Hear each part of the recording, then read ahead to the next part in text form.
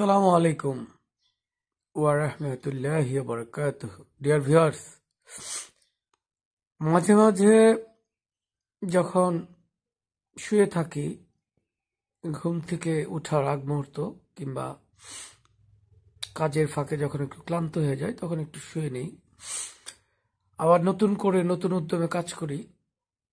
এটা আমার সিস্টেম।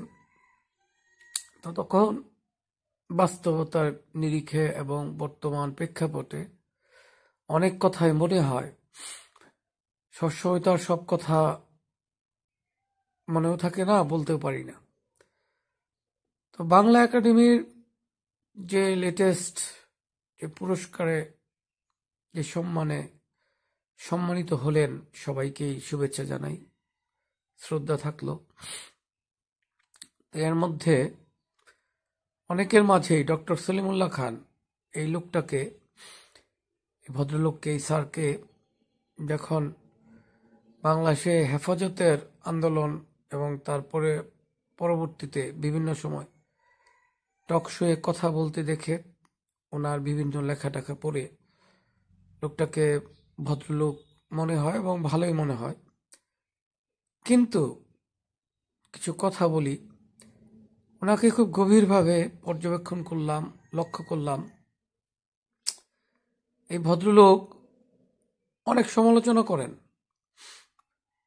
এবং বিশেষ করে বঙ্গবন্ধু, আমাদের জাতির জনক বঙ্গবন্ধু শেখ মুজিবুর রহমান সাহেবকে নিয়ে ওনার কেন জানি একটু মনে হয় হিংসাটা বেশি। উনি অনেক ঈর্ষা করেন, হিংসাও করেন, এবং যেই সমালোচনাটা বঙ্গবন্ধু না করলেও চলে ওইটাও কিন্তু উনি করেন। তো দেখেন করে ওনার কি হলো, আজকে ওনার